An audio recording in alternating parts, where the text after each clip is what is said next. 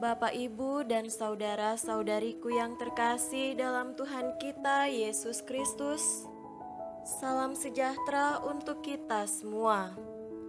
Berkat Allah yang Maha Kuasa senantiasa menyertai kita. Marilah kita mendengarkan dan merenungkan bacaan-bacaan kitab suci hari Rabu tanggal 26 Oktober tahun 2022. Bacaan pertama dari surat Rasul Paulus kepada jemaat di Efesus pasal 6 ayat 1 sampai 9. Hai anak-anak, taatilah orang tuamu di dalam Tuhan, karena haruslah demikian. Hormatilah ayahmu dan ibumu, ini adalah suatu perintah yang penting, seperti yang nyata dari janji ini, supaya kamu berbahagia dan panjang umurmu di bumi. Dan kamu, bapa-bapa, janganlah bangkitkan amarah di dalam hati anak-anakmu, tetapi didiklah mereka di dalam ajaran dan nasihat Tuhan.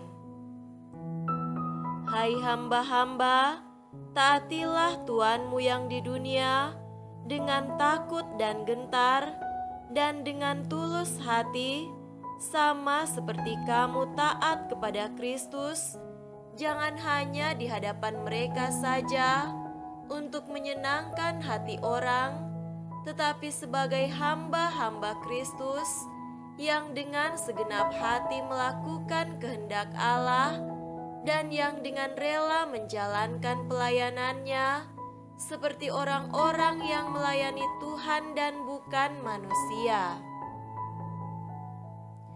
Kamu tahu bahwa setiap orang, baik hamba maupun orang merdeka, kalau ia telah berbuat sesuatu yang baik, ia akan menerima balasannya dari Tuhan. Dan kamu tuan-tuan, perbuatlah demikian juga terhadap mereka dan jauhkanlah ancaman. Ingatlah bahwa Tuhan mereka dan Tuhan kamu ada di sorga, dan Ia tidak memandang muka. Demikianlah sabda Tuhan. Syukur kepada Allah.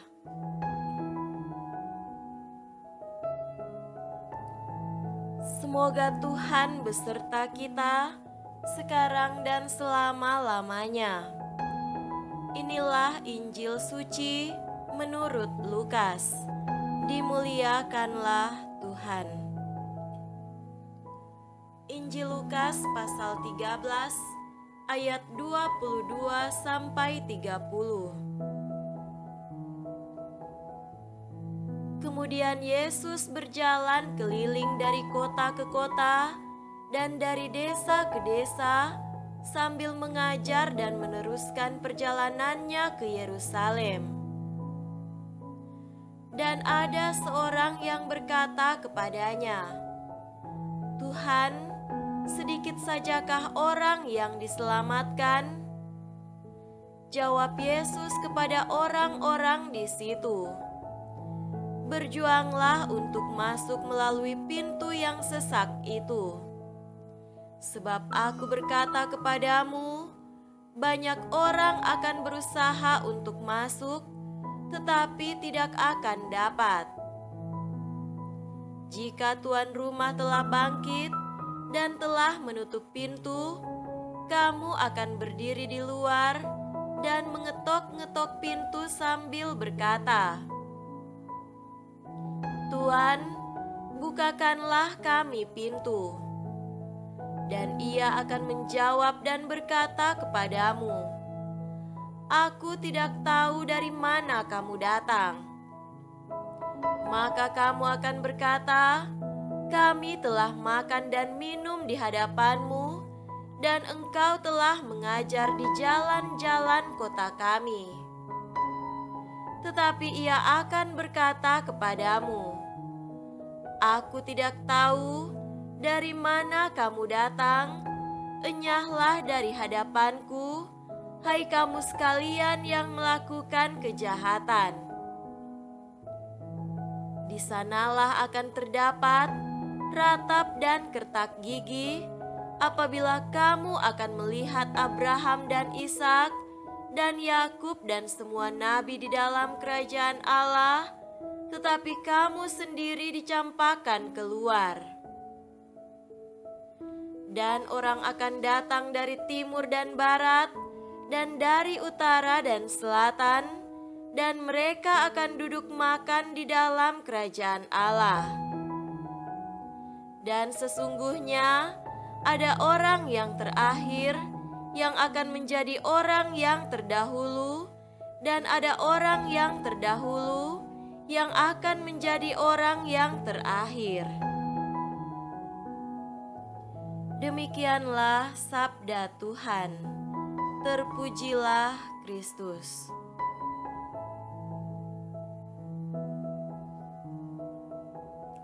Saudara-saudariku yang terkasih dalam Tuhan kita Yesus Kristus, tema renungan kita pada hari ini adalah keselamatan dari Allah. Sedikit sajakah orang yang akan diselamatkan? Yesus tidak menyebutkan soal jumlah, banyak atau sedikit. Yesus tidak mematok siapa yang berhak diselamatkan dan siapa yang tidak berhak. Keselamatan ada untuk semua manusia. Keselamatan ibaratnya ruang terbuka dengan pintu terbuka yang diperuntukkan bagi semua. Siapapun bisa menikmati ruang itu.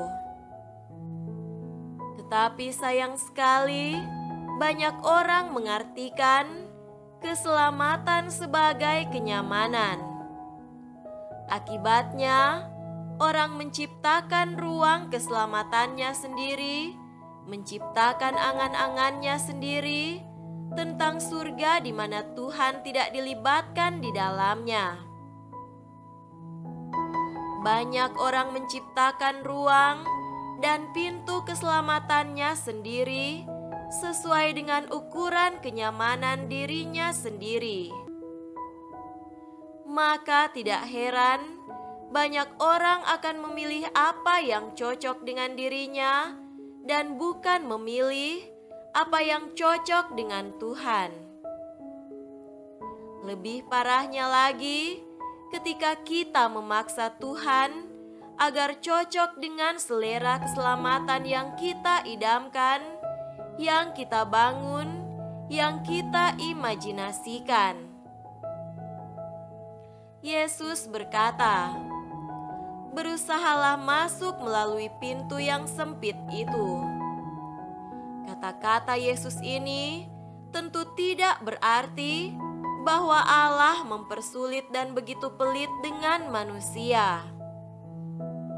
Kata-kata Yesus ini hendak menyadarkan kita sebagai manusia bahwa keselamatan sejati memiliki standar dan kriteria khusus.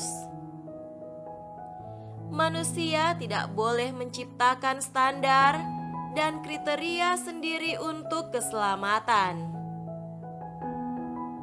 Kalau masing-masing menciptakan sendiri pemahaman tentang keselamatan, maka akan terbangun sebuah tatanan hidup sosial yang berantakan dan kacau. Orang-orang yang demikian akan membangun iman sesuai dengan selera dan pemikirannya. Saudara-saudariku terkasih, kita bersyukur mengimani Yesus Kristus karena dalam iman inilah kita berada dalam satu ruangan bersama Allah. Artinya, kita hidup dalam kriteria-kriteria Allah dan kita hidup seturut selera Allah. kita berjalan bersama-sama Allah. Dalam kebersamaan ini, ukuran hidup bukanlah lagi tentang nyaman atau tidak nyaman, bukan lagi tentang enak atau tidak enak. Hidup memiliki makna yang baru, dan hidup bukan lagi persoalan tentang apa yang nanti akan didapatkan, melainkan persoalan dengan siapa sekarang aku berjalan. Orang yang menerima Yesus akan menghapus harapan kenikmatan atau kenyamanan demi mempertahankan relasi bersama Allah dalam ruang keselamatan. Semoga demikian. Amin.